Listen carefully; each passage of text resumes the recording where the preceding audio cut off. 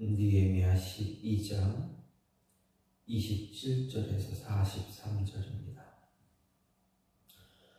예루살렘 성벽을 봉헌하게 되니 각처에서 레위 사람들을 찾아 예루살렘으로 데려다가 감사하며 노래하며 재금을 치며 비파와 수금을 타며 즐거이 봉헌식을 행하려 하며, 이에 노래하는 자들이 예루살렘 사방들과 느도바 사람의 마을에서 모여들고 또 벳길갈과 게바와 아스마의 들에서 모여들었으니, 이 노래하는 자들은 자기들을 위하여 예루살렘 사방의 마을들을 이루었음이라. 제사장들과 레위 사람들이 몸을 정결하게 하고 또 백성과 방문과 성벽을 정결하게 하니라.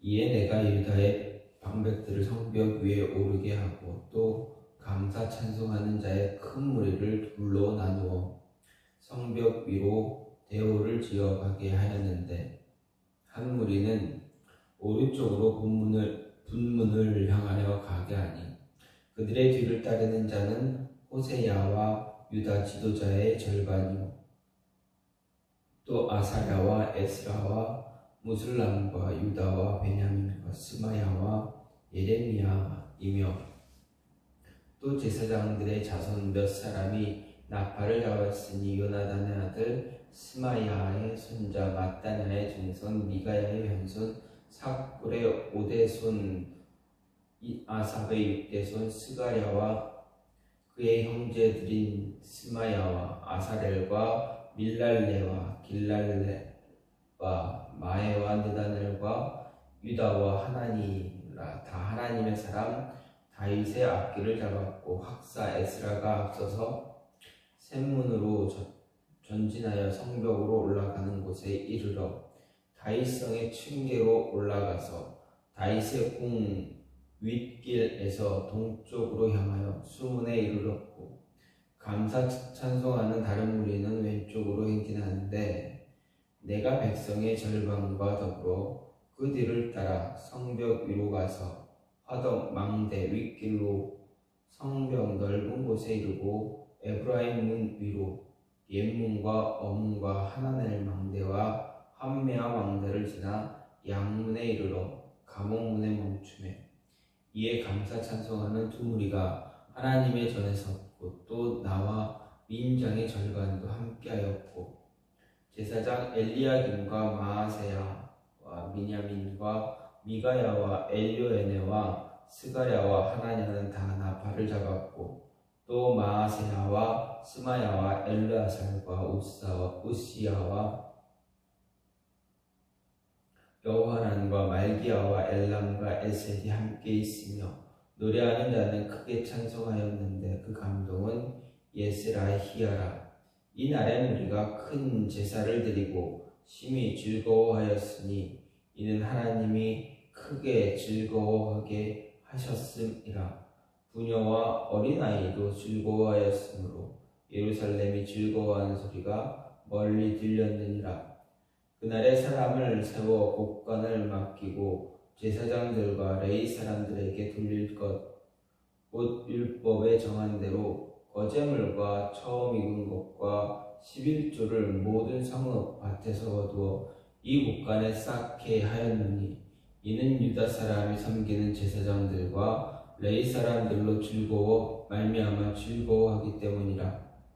그들은 하나님을 섬기는 일과 결례의 일을 힘썼으며, 노래하는 자들과 문지기들도 그러하여 모든 다윗과 그의 아들 솔로몬의 명령을 따라 행하였으니, 옛적 다윗과 아삽의 때에는 노래하는 자의 지도자가 있어서 하나님께 찬송하는 노래와 감사하는 노래를 하였음이며, 스룹바벨 때와 느헤미야 때에는 온 이스라엘이 노래하는 자들과 문지기들에게 날마다 쓸 몫을 주되, 그들이 성별한 것을 레위 사람들에게 주고, 레위 사람들은 그것을 또 성별하여 아론 자손에게 주었느니라.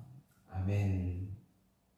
오늘 말씀 느헤미야 12장 27절에서 43절 말씀입니다. 오늘 말씀은 1차 포로기한 이후 제사장과 레위인의 명단을 기록하고 있는 것에 이어서 하나님의 백성의 삶의 중심인 성전이 있던 예루살렘의 성벽, 낙성식에 대해서 이야기하고 있습니다. 먼저 27절부터 29절은 예루살렘 성벽 낙성식을 위해서 전국 각처에 있던 레위인들을 예루살렘으로 소집한 사실입니다. 30절은 제사장과 레위인들이 자신들의 몸을 성결하게 한 뒤 백성들과 성과 정결케 하는 의식을 거행했고, 31절부터 39절은 방백들과 찬양대원들이 성벽 위를 걷는 의식을 거행했습니다. 그리고 끝으로 40절부터 43절은 온 백성이 하나님의 전 앞에 서서 성벽을 완공할 수 있도록 베푸신 은혜로 인해 하나님께 감사 제사를 기록하고 있습니다. 오늘 말씀을 보면 성벽 낙성식이 언제 거행되었는지 나타나지는 않습니다. 따라서 성벽 낙성식의 정확한 때를 알기는 어렵지만 성벽 공사가 완료된 것은 종교력으로 6월 25일이었다라는 것을 알 수가 있습니다. 그런데 그 이후 7월 한 달 동안 나팔절과 초막절 등의 절기를 지키는 것을 비롯해서 언약갱신 등으로 보내었습니다. 그리고 그 이후에는 백성들의 예루살렘 이주 정책 등이 시행되고 또 성전 제사 제도 확립을 위한 그런 조치가 있었습니다. 성벽 낙성식은 이 모든 일을 마친 후에 거행되었으므로 성벽이 완공된 후로도 몇 달이 경과한 뒤에야 거행되었다라는 것을 볼 수가 있습니다. 한편 본문의 오늘 말씀은 백성들이 두 때로 나뉘어 하나님을 찬양하고 성벽 위를 걷는 의식을 거행하는 독특한 낙성식을 거행한 것은 성벽이 하나님의 은혜로 완공되었다라는 것을 감사하고, 아울러 비록 성벽이 완공되었다 할지라도 이스라엘 공동체의 안전은 오직 하나님께 달려있다라는 것을 나타내는 그런 상징적인 행위입니다. 이런 오늘 말씀을 통해서 생각해 볼 수 있는 것은 하나님이 지키지 않으면 성을 쌓은 자의 수고가 헛되다라는 것입니다. 하나님이 도우시지 않고 하나님이 지키시지 않으신다면 성을 쌓아도 성을 쌓았을지라도 그것은 다 헛된 일을 했다, 헛된 것뿐이다 라는 것입니다. 오늘 말씀 전체가 낙성식, 다른 말로 성곽 봉헌 장면의 이야기입니다. 이런 부분을 대하면서 의아한 마음을 가지게 되는 것은 성전을 지어 봉헌식을 거행하는 것은 그것이 하나님의 전이기 때문에 당연하다 할 수 있지만 성벽까지 봉헌식을 갖는다라는 것, 어떻게 보면 납득하기 어려울 수 있습니다. 그런데 성경을 잘 보면 그 믿음 좋다는 다윗 역시도 성을 쌓은 후에 봉헌식을 가졌다라는 것을 이런 사실은 볼 수가 없습니다. 물론 그 이후 건축 사업을 벌인 솔로몬, 르호보암의 경우도 마찬가지입니다. 그러면 느헤미야와 당시 백성들은 이런 전통에도 없는 성곽 봉헌식을 거행한 이유가 무엇인가? 그 이유는 간단합니다. 바로 자신이 아무리 남다른 노력을 해도 남다른 노력을 해서 견고한 성읍을 쌓았다 할지라도 하나님께서 지켜주지 않으면 모든 것이 허사다라는 것을 알고 있었기 때문입니다. 역사적으로 체험했기 때문에 그렇습니다. 그들은 역사적 경험을 통해서 너무나 귀중한 사실을 깨달았습니다. 다윗성이라는 것이 본래 얼마나 난공불락의 생각할 수가 요새입니까? 다윗이 수도로 삼은 이래로 400년 가까운 세월을 굳건히 버텨온 그런 성읍입니다. 그런데 이스라엘 자손이 하나님을 버리고 하나님께서도 그들을 지켜주지 않자 어떻게 됩니까? 그만 허무하게 무너져 내리고 말았습니다. 그것도 포악한 이방인의 손에 의해서 무너졌습니다. 따라서 새롭게 성곽을 중건하고 봉헌식을 거행하는 것은 무엇을 의미하는 것인가 생각해 볼 때 그 이전에 예루살렘이 적의 공격으로부터 안전할 수 있었던 그것은 성의 견고함 때문이 아니었다라는 그러한 고백의식입니다. 한 걸음 더 나아가서는 바로 자신들이 있는 힘을 다해 성을 쌓았지만 하나님께서 이 성의 주인이 되어주지 않으면 그리고 아무것도 소용이 없다라는 것 알았기에 이 성의 주인이 되어주셔서 자신들을 지켜달라고 청원한 것이라 할 수가 있습니다. 따라서 성곽 봉헌식을 성대하게 거행하는 장면을 보면서 우리가 생각할 수 있는 것은 바로 아무리 우리 자신이 자신의 안전을 위한 성벽, 즉 가업을 이루었다 할지라도 그 자체가 완전한 보호장치가 될 수 없다라는 사실입니다. 사람이 세운 것 중에 영원히 견고한 것 아무것도 없습니다. 여리고만 무너지도록 되어 있는 것이 아닙니다. 아무리 견고한 성읍이라도 거기에 하나님께서 거하시지 않고 하나님께서 함께하지 않으면 모두 다 무너지게 되어 있습니다. 공든탑이 무너지랴라는 그러한 말도 있겠지만 하나님께서 함께하지 않으면 그 공든탑, 공든성, 공든기업, 공든가업 모두 무너지게 되어 있다라는 것입니다. 따라서 이 말씀을 오늘 말씀을 통해서 아무리 공든탑, 공든성을 쌓았다 할지라도 하나님 앞에서 겸손히 지켜주실 것을 구하는 모습을 가져야 한다. 그러지 않으면 아무 소용이 없다라는 것입니다. 더 나아가서 하나님께서 졸지도 주무시지도 않으시고 지키시지 않으실 수 없도록 하나님을 높이 섬기고 그 뜻을 실행하는 삶을 사는 그런 모습을 가져야 한다라는 것입니다. 이런 모습이 없으면 아무 소용이 없게 됩니다. 따라서 하나님의 도우심 없는 우리의 인생은 성공히 할 수가 없습니다. 하나님의 도우심 없는 인생의 성공은 없습니다. 우리의 오늘 말씀 역시 성경 낙성식을 대하면서도 한 가지 더 볼 수 있는 것이 바로 이것입니다. 그것은 바로 하나님의 도움 없는 인간의 승리, 인생의 성공 분명 없다라는 것입니다.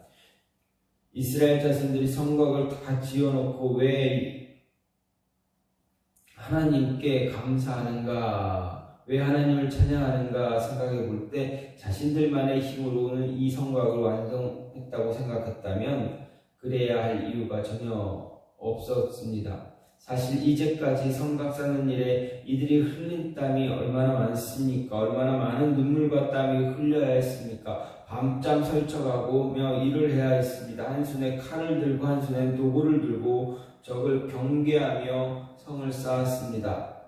그런데도 이들이 낙성식을 거행하며 하나님께 감사 찬양하는 그 이유는 바로 눈에 보이게 하나님께서 역사하신 것은 없는 것 같지만 사실 그 모든 과정 속에는 하나님의 특별한 역사와 섭리가 있었기 때문입니다. 사실 대적들의 끊임없는 방해에도 불과 52일 만에 성곽을 중건했다라는 것 자체가 하나의 기적이고 하나님의 역사하심입니다. 아무리 힘들고 어렵게 일을 했을지라도 그렇게 일할 수 있도록 건강을 주신 것도 하나님의 섭리, 은혜입니다. 대적의 방해를 이겨낼 열심을 주신 것도 하나님이십니다. 대적자들이 끊임없이 방해했어도 결국 성의 중건을 막지 못한 그것도 하나님의 섭리 때문입니다. 만일 우리가 이것을 발견하지 못한다면 아무 의미가 없다라는 것입니다. 하나님께서 도와주지 않았다면 아무 의미가 없습니다. 오히려 그것은 아직도 우리의 믿음이 어린 상태에 머물러 있다라는 것을 인정할 뿐입니다. 믿음이 있는 사람이라면 예루살렘의 중건이 하나님의 도우심으로 이루어진 것이다 라는 사실을 인정하지 않을 수 없습니다. 이스라엘 자손들에게는 하나님을 향한 믿음이 있었기에 그들은 성대한 대회를 열어 하나님께 감사한 것입니다. 따라서 오늘 말씀을 통해 우리의 모습도 우리의 생각도 활짝 열려져야 합니다. 이제까지 우리의 삶이 힘들고 어려웠다 하더라도 그 가운데 하나님의 도우심이 있었기에 지금까지 올 수가 있었던 것입니다. 우리의 힘이 힘들고 어려웠다 하더라도 그 가운데 하나님의 도우심이 있었음을 인식하고 확신할 수 있는 그런 모습이 있어야만 합니다. 그리고 성공하기까지 물론 우리의 열심이 있었겠지만 평안한 삶을 살 수 있는 것도 우리의 노력이 있었겠지만 알고 보면 그것이 우리가 한 것이 아니라 하나님이 해주셨다라는 그것을 잘 깨닫고 늘 감사와 찬양할 수 있는 찬송을 돌릴 수 있는 그런 모습이 있어야 한다라는 것입니다. 오늘 말씀 이스라엘 백성들은 성곽을 다 쌓고 봉헌하는 그런 모습을 갖게 가졌습니다. 하나님이 지켜주지 않으면 쌓은 성은 아무 소용이 없습니다. 자신의 스스로의 힘으로 쌓았다 할지라도 하나님이 도와주지 않으면 할 수 없었다라는 것 잊지 말아야 합니다. 대적들이 이스라엘 백성들을 괴롭혀왔지만 그럼에도 불구하고 그 성 쌓는 일에 중단 없이 그 성 쌓는 일을 끝까지 할 수 있었던 것 하나님의 도우심이었다. 우리의 삶이 지금까지 잘 진행되어져 온 것, 힘들고 어려운 순간이 있더라도 잘 버티고 지탱해 올 수 있었던 것, 이 모든 것이 하나님의 은혜다라는 것 잊지 말아야 합니다. 하나님의 도우심 없이는 아무런 어떤 성공도 이룰 수 없다는 것 늘 기억하시고 하나님께서 지켜달라는 그 모습을 언제나 가지시길 바랍니다. 이 시간같이 기도하여 기원하는 것은 하나님 우리를